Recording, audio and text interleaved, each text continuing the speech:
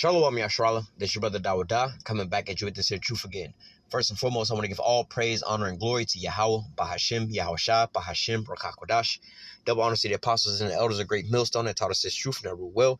And salutation and much love for you, Akim, pushing this truth and sincerity over the four corners of the earth and enduring afflictions to feed and edify the elect. So I'm going to jump into this here article real quick, which is hilariously funny, but hey, it's also part of prophecy that's speaking.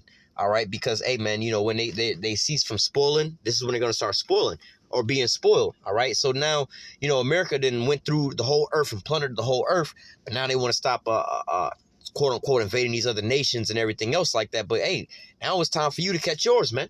All right, you done bullied everybody in the school. You know, you got the one bully that done bullied everybody in the school. He done got to his last person to bully and finally bullied them. And you know, it's like, oh, that ain't even fun.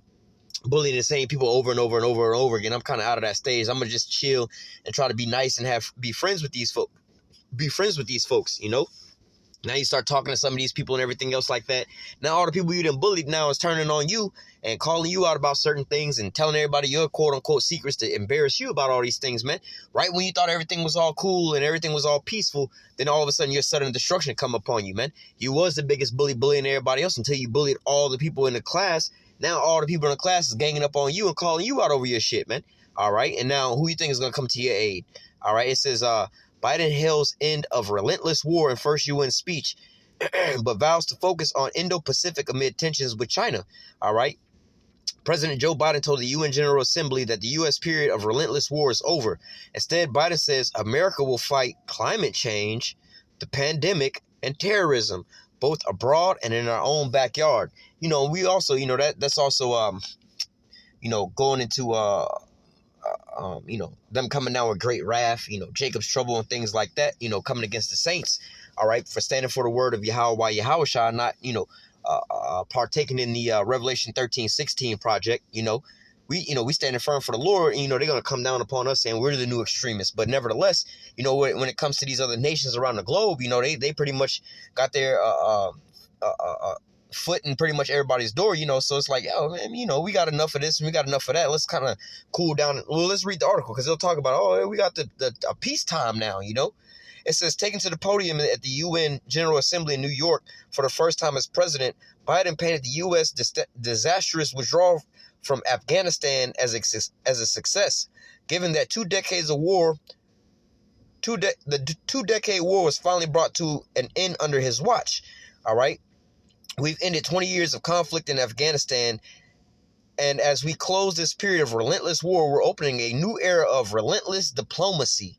All right. So, hey, you know, hey, the prophecies are speaking, man. All right. So now he thinks he's done spoiling the rest of the globe right about now. You know, obviously he's still got his eyes on Russia, but he's like, you know what? We're tired of going to war and the Middle East. You know, a lot of these Americans was asking for this. And when you know, over the last 20 years, we've been watching them bomb the shit out of the Middle East and taking everything from them. And now all of a sudden they just want to come home like ain't shit ever happened. You know, it's like the bully, he getting off the bus, you know, after bullying everybody on the bus, but now he got to walk, you know, he in middle school, but now he got to walk down the street with all these high schoolers and everything else like that, you know, or he didn't went from the 8th grade to being a freshman in high school, and now he being bullied by some upperclassmen now, you know, and now he's like, oh, damn, man, I need somebody to hold my back. I don't like feeling like this and everything like that, man. Now you want to so-called grow up and fit in after all the shit you've been doing. You reap what you sow, man. All right. It says, let me read this again. We've ended 20 years of conflict in Afghanistan, and as we close this period of relentless war, we're opening a new era of relentless diplomacy, he announced, and adding that the U.S. will not continue to fight wars of the past. All right. So, hey, it says conflict was the central theme of Biden's speech, and he described the coming decade as an inflection point in history. All right, so now what? You about to stop trying to spoil all these other nations? The U.S. will refocus its priorities on the Indo-Pacific region, Biden stated, before claiming that he was not seeking a new Cold War despite increasing tension with China. However, Biden promised to do so with our allies and partners through cooperation in multilateral institutions. He recently unveiled security partnerships between the U.S., UK, and Australia has left America's European ally snub, with French Foreign Minister Jean-Yves Le Drian condemning the lies, duplicity, and brutality of the deal, which will see Australia buy nuclear submarines from the U.S. and U.K. instead of France, as previously planned. All right, so hey, man, when you think that we done with so-called plundering these nations in this here region of the earth and everything, we're gonna go move over here, and we're gonna just But now again, you've been bullying your own allies by giving them the short end of the stick, man. All right, and now all of a sudden you think that you didn't bankrupted their economies and all these different things. You can just walk out and leave them out to dry. Not only that, they had a way for them to start making their own money that didn't include you by this joint submarine partnership. All right, where they will be creating and selling these damn submarines, right? But then that's just money out of their pocket. After you didn't drug them through 20 years of military conflict, which that drains their economy as well too, because they got to buy the weapons and the military equipment from y'all. All right, so hey, man, these people are left out high and dry. All right.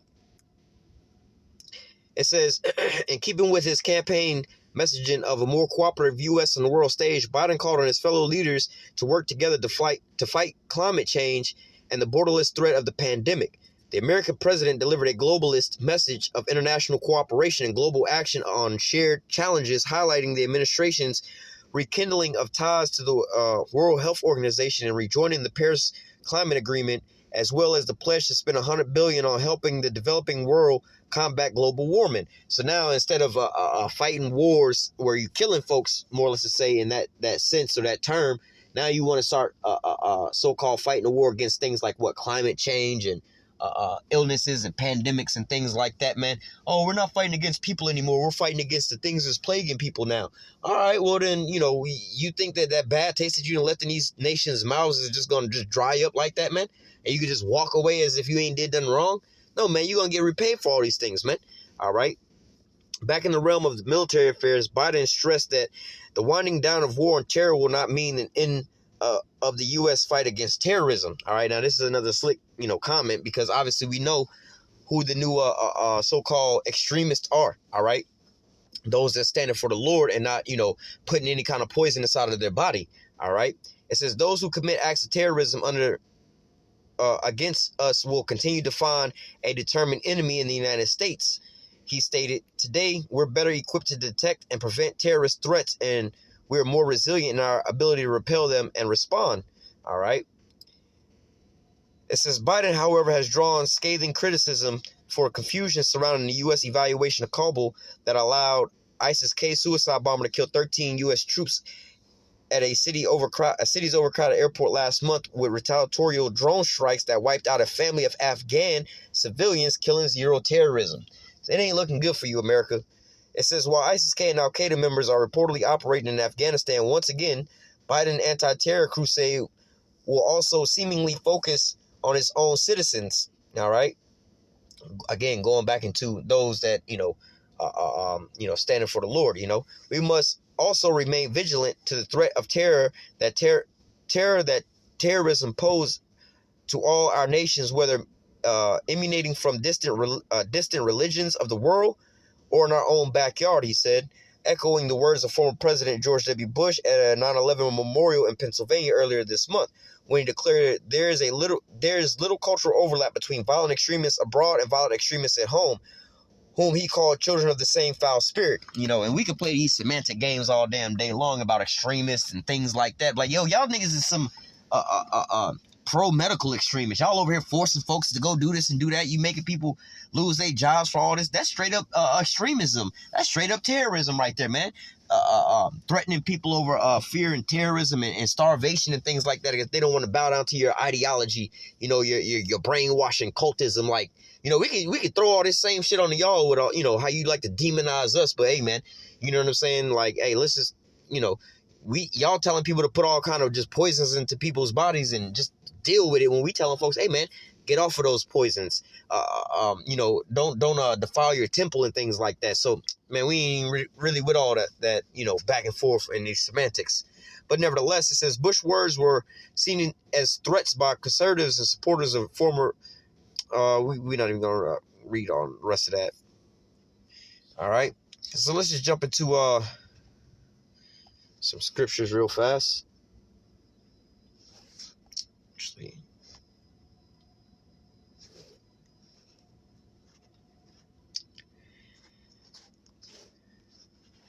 This is the book of Habakkuk, chapter 2, verse 5.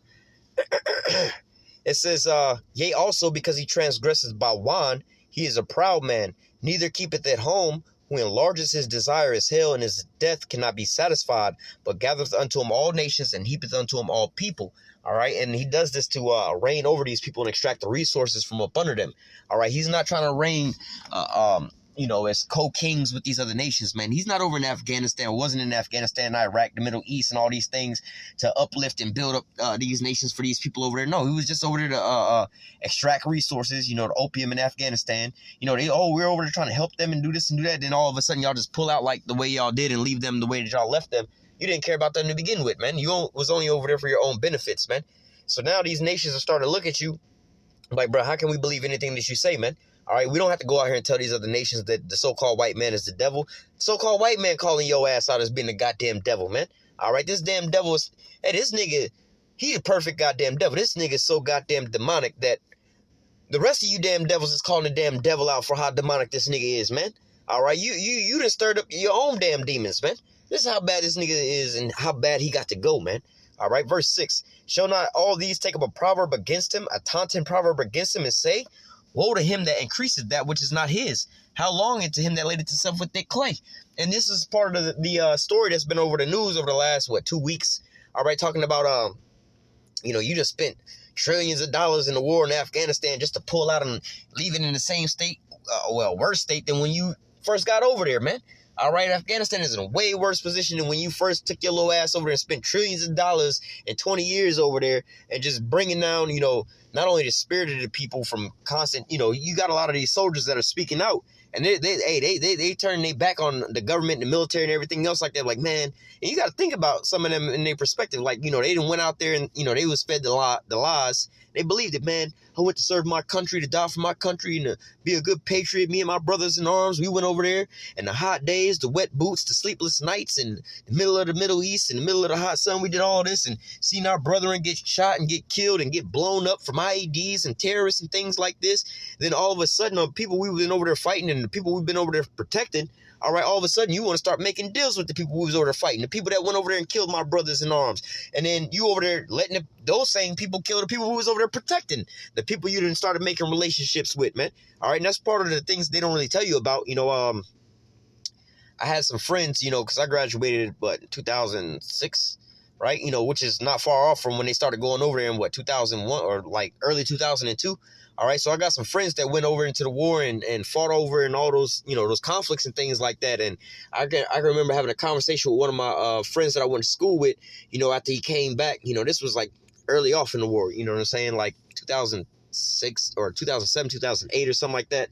Around that time, wound up running into him and everything like that. And, this dude who used to be like, he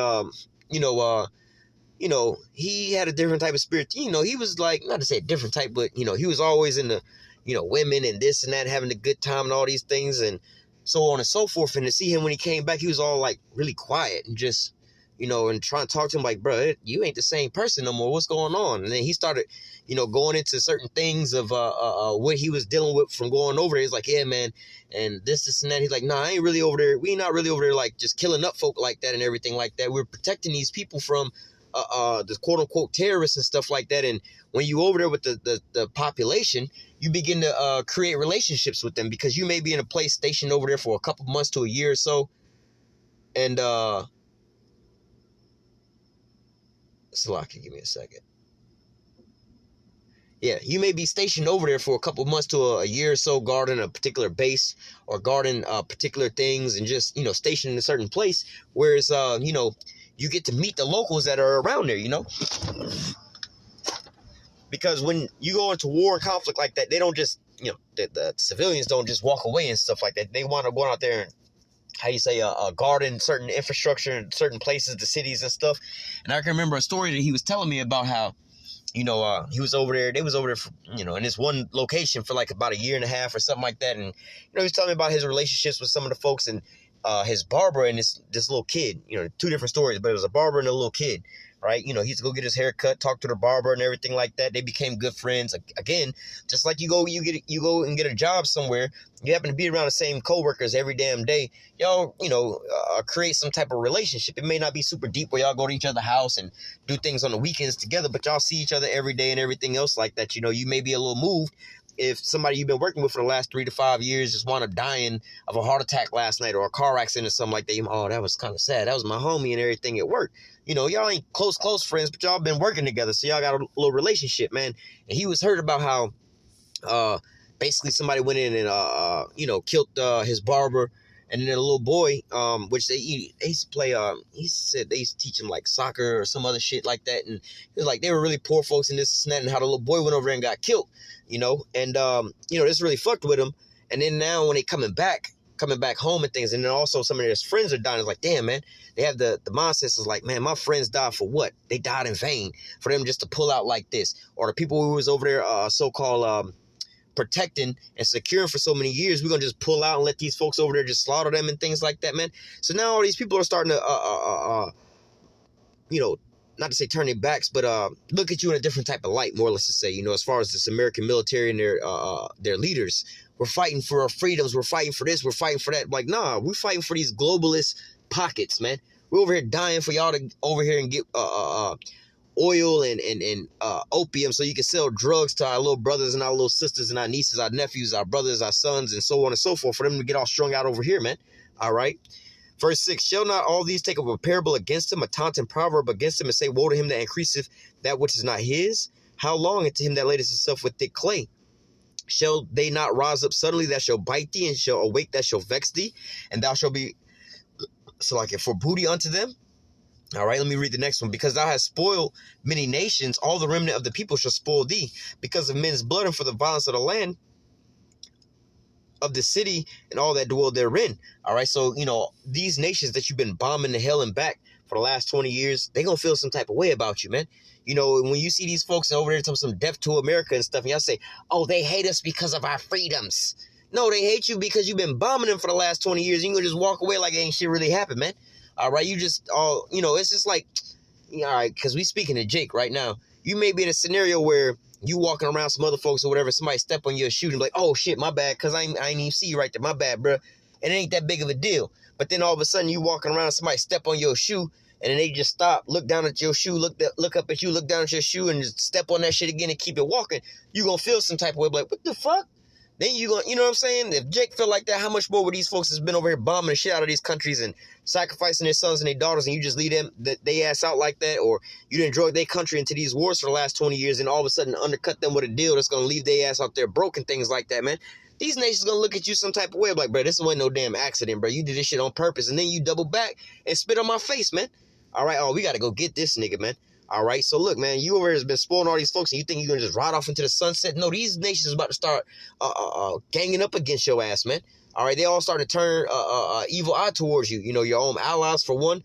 Then these nations you've been bombarding for, like I said, the last 20 years, man. They don't hate you because you got freedoms. They hate you because you've been bombing the hell out of their ass, man. All right, you had that drone strike where they were supposed to be killing some terrorists, but the only ones the only terrorists they killed was them children and civilians that they could say, well, they might have grew up to become terrorists and shit like that. Well, shit, you already terrorizing their ass by having your presence over there to begin with, then blowing their ass up like that. You know what I'm saying? Then be like, oh, my bad. And then keep it moving, man. All right. But hey, man, there's a day of reckoning that's coming unto you, man. All right. There's going to be a point in time where, I think it's 33. Yep, right here. Isaiah 33:1. It says, woe to them that spoilest, thou was not spoiled, and dwelt. Woe to thee that spoilest, and thou was not spoiled, and that dealest treacherously, and they dealt not treacherously with thee. So for one, you got your allies that decided, look, bro, your little 9/11 attack, that shit hit y'all, that shit was fucked up. But that's on y'all over there. That happened in America. We all over here on the other side of the globe. We ain't really got shit to do with that. But guess what, dog? We gonna ride with your ass. We gonna go over in the Middle East with your ass and ride with your ass. But then all of a sudden, America want to just switch up the game 20 years later and start cutting their ass out of a deal. They like, wait a minute, cuz we ain't never do this shit dirty to you, man. We done walked into your bullshit, followed after your trails, and got ourselves all muddy for you. and we ain't benefit from all those things, and now you want to just try to cut us out the picture, bro? Now you want to act like this towards us, man? We didn't even do nothing to you for all these things to happen to us, man. So you think we gonna trust you? You think we gonna just let you be an ally or they straight over there? Nah, man. This is gonna be the point in time where you're gonna get rendered upon your own head all the things you've been dishing out, man. This is the point in time where you're gonna have to how do I say not render that recompense, but basically just take it, man. All right, you have to reap what you reap what you have sown, man. You got to eat what you put out there, man. All right. Woe to thee that spoilest, and thou was not spoiled, and dealest treacherously, and they dealt not treacherously with thee. When thou cease to spoil, when thou shalt cease to spoil, thou shalt be spoiled. All right, and we were reading an article about how, they say, oh, we're not going to continue on with these endless wars and bombing stuff. We want to switch up the game and fight wars on climate control, the pandemic, and quote unquote terrorism and things like that. But instead of, we ain't spoiling and plundering these other nations no more, man. Hey, man, you better be careful because, hey, they say it's all gas, no brake, man. As soon as you let your ass up off that damn gas, it's going to be over for your ass, man. You know what I'm saying? So, hey, go ahead and tap them brakes if you want to. That's when them lights going to come on behind your ass, man. All right? They're going to be on your ass, really. All right? And when thou shalt make an end to deal treacherously, all right, like we were just reading in the article, but like, you know what, we want to stop these endless wars in this war era and all this and that. We want to go into the war on the things that's plaguing people, right? The climate, the viruses, and the ideologies being spread by these other folks out here. Then them other nations like, nah, keep that same smoke. Remember you was over here bombing the hell out of us? Now we got bombs, man. Let the weak say I'm strong. Now we got high grade military equipment. Come on, keep up that same smoke, man. Now America want to be all, change their ways and everything else like that, man. Hey, man, nah, man, you got to deal with that consequences, man. All right. It says, and when thou shalt make an end to deal treacherously, they shall deal treacherously with thee. All right. So now, hey, like the scriptures say, all thee that bend at the bow, all right, stand round about and shoot at her, spare none. This is what's going to happen to America, man. This is what's being set up while you over here trying to, walk away as if you ain't really did shit. Like, you know what? I'm going to just, hey, this is how a lot of these women is experiencing this, when they younger years and things like that. They friend zone and all the so-called good guys and just going out here and living loosely and everything else like that. Once they get a couple kids getting into their 30s and 40s and stuff like that, now they want to be a so-called born-again virgin and go get them a good man. But then now these men don't want to deal with you and stuff like that. Now you want to sit here and be a so-called housewife. Bitch, you too old for all that now. You better go get you a cat and a dog and be a housewife to them. All right, and this is what's going to wind up happening, with America, man. And you seeing these things starting to play out, man. As Biden over here talking about, oh, we're going to stop from this here war and everything else like that. Well, you just signed a damn deal that's putting a target on your back by your own allies, man. And who are you going to have to have your back in this here war when the people that had your back in the war are now the people that's in front of you across enemy lines, man? What are you going to do at this point in time, man? All right, man, America's through, man. This place is confusion upon confusion upon confusion. Let me grab this. We'll close out with this one. 1 Thessalonians 5. Well, let me, I can read from the top. But of the times and the seasons, brethren, you have no need that I write unto you. All right. For yourselves know perfectly that the day of the Lord will come as a thief in the night, but not unto us that's in the know, because why? We can measure the time diligently in itself. All right, when we see part of the signs passing, we should know that it's the very same time where the highest will begin to visit the earth that he made, the world that he made. All right, then also going into, the end is manifest. Now we starting to see, hey, we just read when he ceased to spoil, then he's going to be spoiled. All right, so now it's time, he's letting up off the gas, but now it's his time to, catch that beat down, So it says, for yourselves know perfectly that the day of the Lord so cometh as a thief in the night. But hey, we on guard. We on that watchtower. We've been watching the whole time. So we know what time it is, man. But the rest of these folks who thinking these things are good deals, man, they don't even know what the hell's coming around the corner, man. Verse 3. For when they shall say peace and safety, then sudden destruction cometh upon them as travail a woman with child, and they shall not escape. So when they stop plundering and going to war and having that hot war mentality type of thing like that, when the hammer of the whole earth, quote unquote, cease from smashing up all these nations, that's when the hammer of the whole earth gonna be cut asunder, man. All right, so hey, man, we in the last days, man. You watching the setup for the downfall, man. All right, call halal Yahabashim Yahushua, man. Hey, Esau is finished, man. Esau is the end of the world, and Jacob is the beginning of it that followeth, man. So hey, continue to watch, continue to pray, continue to measure the times diligently, because like I just like scripture say, Esau is the end of the world, and Jacob is the beginning of it that followeth, and measuring the time diligently. We see the hatred or the curses, Deuteronomy 30:7, the curses falling upon Esau, him hating his own brother. We also see Ezekiel 37, the valley of the dry bones being put back together, man. Hey, man, so it's only a matter of time, man, before this nigga push the button, push the Revelation 13:16 project, and we up out of here, man. All right, so Lord willing, this here lesson was edifying unto the elect. Until next time, I say, call halal Yahweh Bahashim Yahweh Shai, Bahashim Rakakwadash. Double honor to the apostles. Apostles and elders, a great millstone that taught us his truth and never will. And salutation and much love for you, Aki, and pushing his truth and sincerity over the four corners of the earth and enduring afflictions to feed and edify the elect. Till next time, I say, stay strong. Shalom.